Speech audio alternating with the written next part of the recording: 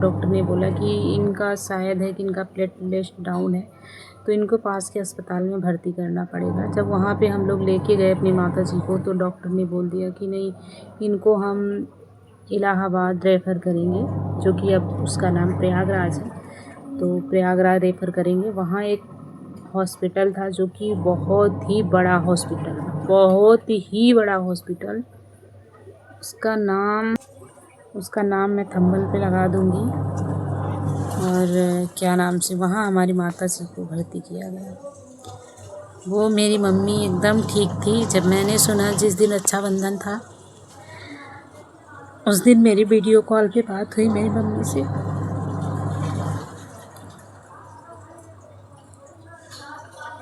Sorry guys. उस दिन video call पे बात हुई मेरी मम्मी से। मैंने बोला मम्मी आपकी तबीयत ठीक नहीं है, मैं आ जाऊँ? मेरी मम्मी ने बोला नहीं।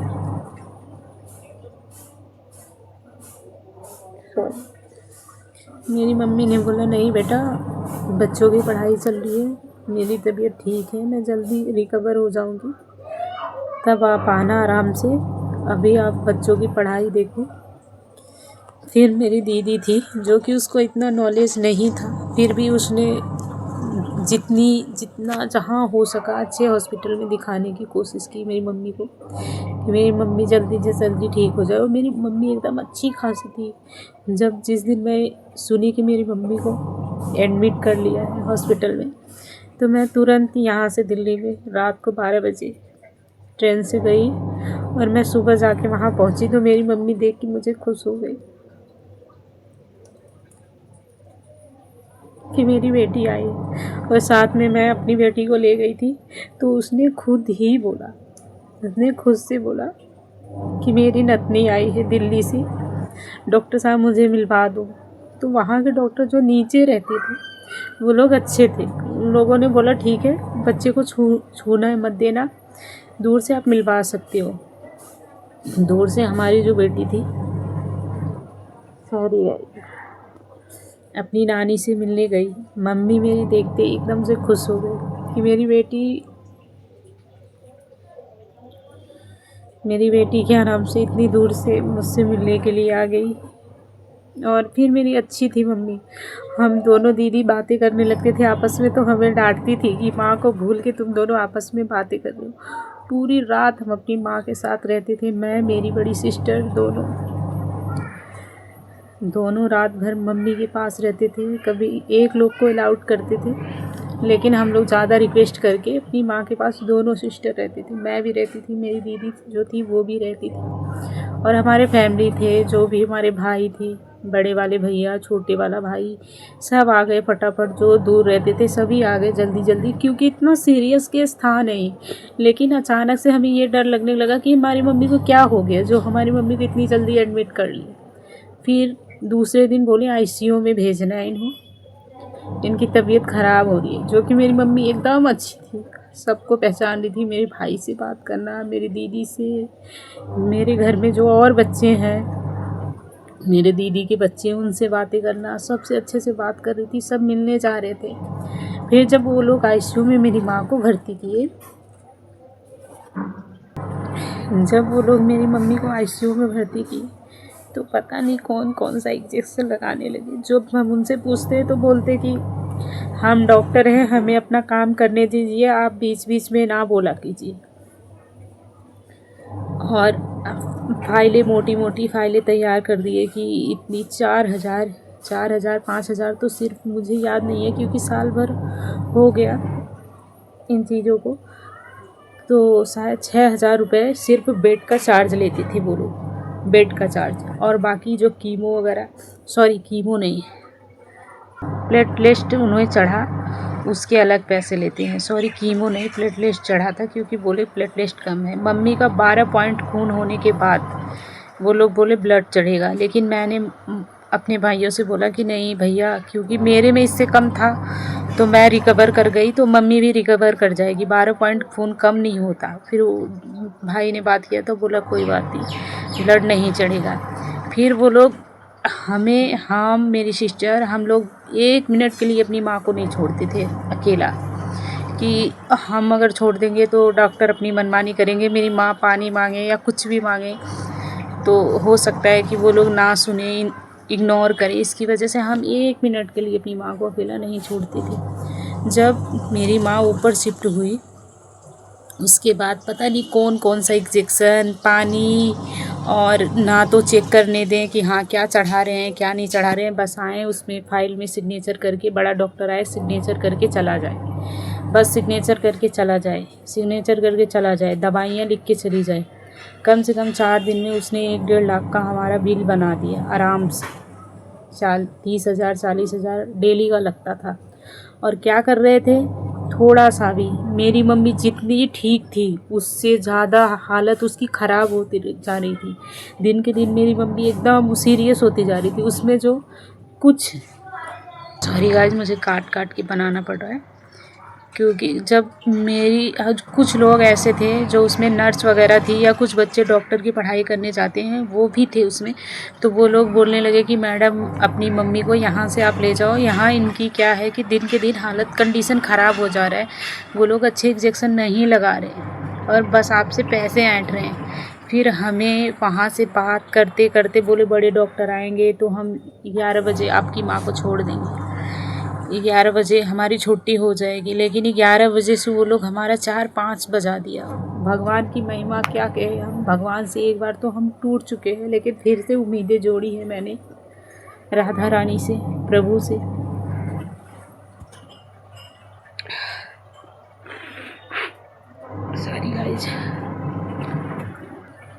सॉरी गाइज बार बार मुझे वीडियो बंद करनी पड़ रही।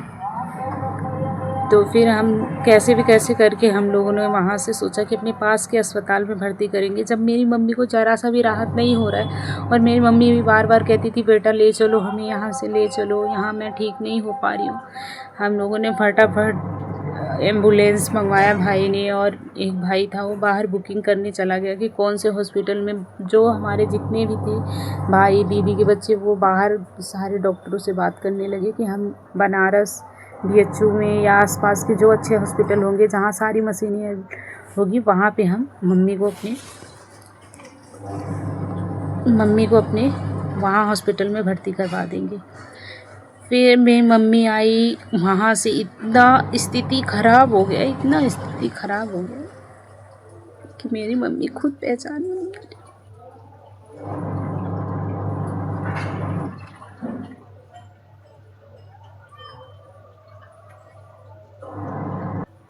मैंने मजाक के बारे 2-3 वीडियो बनाई थी मम्मी के हॉस्पिटल में कि मम्मी तू अपना ख्याल नहीं रखती ना, तो जब तू ठीक होगी तब तुझे दिखाऊंगी।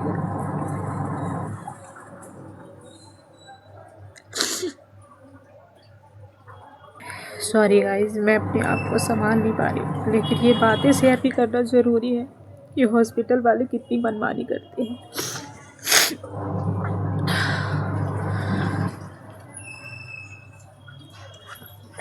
फिर उसके बाद मेरी मम्मी को हम लोग लेके आए एम्बुलेंस में, जगह जगह हॉस्पिटल में बात कर रहे थे कि कहीं अच्छा हॉस्पिटल में, और हम अपनी मम्मी को एडमिट कर।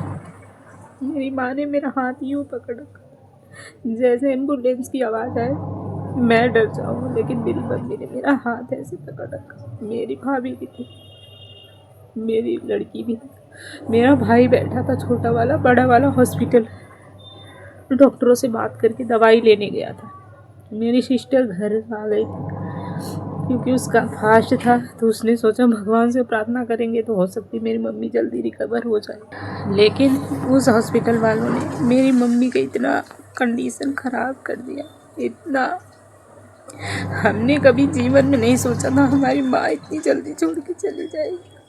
मैं ये वीडियो बना तो रही, लेकिन अगर हो सकता है मेरे पति, फैमिली कोई देखे तो मुझे डांट बहुत पड़ने वाली है गाइस कि तू इतना रोती है, क्योंकि मैं रोती, मैं अपनी कहीं भी वीडियो देखूँ मेरी हंसती हुई हरदम रहती मैं, क्योंकि ना मैं अपने आंसुओं से सामने वाले को तकलीफ़ नहीं देना चाहती कि मैं रो के दिखाऊं कि हाँ मेरे अंदर क्या है। लेकिन हम 4 भाई बहन हैं, किसी ने ये नहीं सोचा था कि माँ हमारी इतनी जल्दी छोड़ के चली जाएगी। पिताजी थे वो बचपन में चले गए थे। माँ ही थी हमारी जो कुछ थी। फिर एम्बुलेंस में जब हम अपने घर के नज़दीक पहुंचने वाले थे, हम 1000 जगह दिखाए आसपास के हॉस्पिटल में,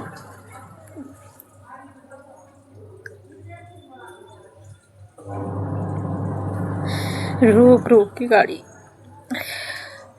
मेरी माँ ऐसे सांस फूलने लगी।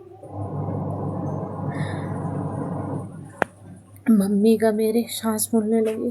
गैस ऑक्सीजन पे लाए थे हम माँ को अपने वहाँ से।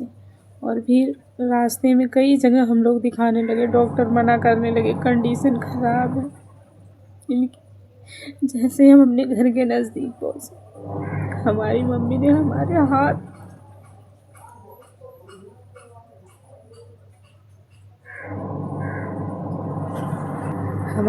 हमारे हाथ में ही सांस तोड़ दी। आपने कभी जीवन में नहीं सोचा था। एम्बुलेंस में लाने के बावजूद मैं सोचती थी घर जाऊंगी। घर जाके मेरी मम्मी कहती थी हॉस्पिटल में, बेटा तेरे बुखार है, क्योंकि मैं रास्ते में भी जग के गई थी।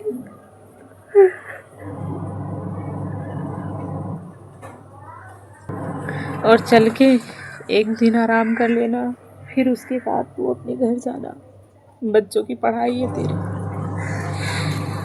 तो मैंने ठीक है मम्मी मैं चलूँगी, सारी दवाइयाँ वही जो है सब भाभी को, दीदी को, सबको समझा दूँगी, खाने पीने का बता दूँगी, फिर उसके बाद मैं चली जाऊँगी। लेकिन जब हमारे साथ ऐसा हुआ था, मैंने मेरी फैमिली में जितने हैं सारे भगवान से बहुत जुड़े हुए हैं। भगवान को बहुत मानते सारे। खाना ना दो चलेगा, लेकिन भगवान का नाम न लें ऐसा कोई दिन नहीं हो सकता। सारे लोग, जितनी भी फैमिली है, सब लोग ऐसे हैं मेरे घर में। लेकिन जब उस दिन हमारा भरोसा टूटा था, तो भगवान ने कोई चमत्कार नहीं दिया हमारे साथ। कोई चमत्कार नहीं दिया कि हमारे कौन से बुरे कर्म थे जो हमारे इतने कम उम्र में हमारी माँ चली गई। चलो हम सबको तो एक दो बच्चे हैं सभी को, लेकिन एक मेरा भाई है, अभी उसकी नई ही शादी हुई है, थोड़े दिन, उसके कोई बच्चे भी नहीं है। मेरी माँ का सपना था कि मेरा सब अच्छा होगा मेरे घर में जो है। मेरी मम्मी यंग थी और मैं हाथ जोड़ के सबसे यही रिक्वेस्ट करती हूँ सबसे कि कभी हॉस्पिटल वालों पे, ये डॉक्टर जितने भी डॉक्टर हैं, आज तक मेरा बहुत भरोसा था कि डॉक्टर भगवान होते हैं। लेकिन जब से मेरी माँ गई है ना, डॉक्टर के जैसे शैतान इस दुनिया में कोई होता ही नहीं है। डॉक्टर के जैसे ना शैतान इस दुनिया में होता नहीं है। इसलिए मैं कहती हूँ ना कि अपने छोटे हॉस्पिटल हैं उसमें अपनी माँ को दिखा लो। दुनिया कहे तो कहने दो कि हाँ अपनी माँ को यहाँ नहीं दिखाए, वहाँ नहीं दिखाए, बड़े हॉस्पिटल में नहीं दिखाए। कोई नहीं, हमें तो नॉलेज नहीं था, हमारे घर में किसी को नॉलेज नहीं था, हमारे साथ कभी ऐसी घटना घटी नहीं थी। हमने अपनी माँ को खो दिया। लेकिन हाँ, मैं ये चाहती हूँ कि जहाँ तक ये वीडियो जाए, मेरे वीडियो बनाने का मकसद यही था। और मेरी माँ थी तो इमोशनल तो मैं हो गई। अपने आप को बहुत मजबूत रखती हूँ। आप मेरी कोई सी वीडियो उठा के देख लो, कोई रोने गाने वाली वीडियो नहीं, क्योंकि मैं नहीं सोचती कि मेरी वजह से मेरे भाई बहन जितनी भी फैमिली नंबर है सब परेशान हों। खासकर मेरे पतिदेव हैं, अगर मुझे रोता हुआ देखेंगे वीडियो में तो वो भी बहुत गुस्सा हो जाएंगे, क्योंकि मुझे कुछ भी हो जाए रोने नहीं देते किसी भी हाल में। तो इसीलिए अगर उन तक ये वीडियो पहुंचेगी, वो तो वैसे है कि थोड़ा शॉर्ट देखते हैं, मेरी इतनी लॉन्ग वीडियो नहीं देखेंगे, लेकिन अगर देखेंगे तो बहुत गुस्सा हो जाएंगे। और मेरी फैमिली में जो भी लोग देखेंगे सारे गुस्सा हो जाएंगे, चाहे वो मायके से हो चाहे वो ससुराल पक्ष के लोग हैं। गुस्सा होना ही होना है उनका कि तू इतना रोती है। देखो क्या करो, मेरी माँ थी, गई है वो, भगवान उनकी आत्मा को शांति दे, इतना ही कह सकती हूँ। लेकिन जिसके साथ होता है ना, वो कितना भी हंस ले, लेकिन जो उसके अंदर की जो चीज़ें होती है ना, फीलिंग, वो किसी को दिखा नहीं पाता। इसलिए मेरे हाथ जोड़ के सबसे रिक्वेस्ट है कि अपने माँ बाप को कभी बड़े हॉस्पिटल में मत रखो। और दूसरी बात, अगर वो बीमार होती हैं उनके छोटे से छोटे हॉस्पिटल में इलाज करवाओ, जो कि आपकी आंखों के सामने होगा। और ये जो बड़े हॉस्पिटल वाले हैं ना, जितनी अपनी मनमानियाँ करते हैं ये, कि ये इतने टाइम से आएंगे, बस ये डॉक्टर जो मेन डॉक्टर होगा, जो सीनियर होगा ना, वो आएगा, बस वो 1 मिनट के लिए सारे पेशेंट को देखकर और फिर वो चला जाएगा। फिर उसके बाद जितने कंपाउंडर रहते हैं, सारा दिन सारी रात वो काम करते हैं। आप समझ सकते हैं कंपाउंडर को कितनी नॉलेज होती है। उनको नॉलेज ज़ीरो बराबर होती है, क्योंकि आजकल लोग सारे जो हैं भीड़ लगाए हुए हैं हॉस्पिटलों में। तो जो वो होते हैं, वो सिर्फ उनको टीआरपी, पैसे से मतलब है, बाकी किसी से मतलब नहीं है। किसी की जान जा रही है, क्या हो रहा है क्या नहीं हो रहा है। वहाँ के जितने भी डॉक्टर थे, एक बार भी अपनी मुंह से नहीं बोला कि आपकी माँ की कंडीशन सीरियस हो रही है, मेरे हाथ में नहीं है, आप ले जाओ बाहर। कोई भी नहीं बोला। जब भी हमने खुद से अपना डिसीज़न लिया कि नहीं, अब मेरी मम्मी भी मना कर रही थी बार बार, तो इसलिए हम लोग वहाँ से चले आए। और गाइस, इससे आगे जो वीडियो है वो मैं बाद में शूट करूँगी। बाय बाय, राधे, जय श्री कृष्णा। लेकिन मेरी सबसे यही रिक्वेस्ट है कि अपने माँ बाप को ना तो अकेला छोड़िए, क्योंकि माँ बाप ने जो हमारे लिए किया है ना, वो दुनिया में पूरे ब्रह्मांड की बातें बता रही हूँ आपको, कोई नहीं कर सकता, कोई नहीं कर सकता। हम टूटे ज़रूर थे, भगवान से भरोसा ज़रूर टूटा था, लेकिन मेरा एक भरोसा ये आया, बार बार जब मैं भगवान को दोष देने लगी तो मैं सोचने लगी कि हो सकता है मैं गई, भगवान ने मेरी माँ को इतने दिन एक्स्ट्रा ज़िंदा रखा हो, उनकी महिमा कौन जानता है। इसलिए उस दिन से मैंने भगवान पे लेकिन लगाना कि भगवान मेरे साथ ऐसा क्यों हुआ। तो मेरे मन में आया कि देख, हो सकता है उससे पहले मेरी माँ चली जाती, मैं नहीं मिल सकती थी, इसलिए हो सकता है 10 दिन 5 दिन जो मेरी माँ मेरे सामने रही, हो सकता है वो भगवान की कृपा हो। Guys, bye bye, Radhe Radhe. मैं इसी ब्लॉग को करती हूँ यहीं पे एंड। और हॉस्पिटल का नाम था यूनाइटेड हॉस्पिटल, आप लोग सर्च करिएगा एक बार ज़रूर, जहाँ तक वीडियोस जाए। ये बहुत बड़ा हॉस्पिटल है, वहाँ का सबसे बड़ा हॉस्पिटल है ये यूनाइटेड।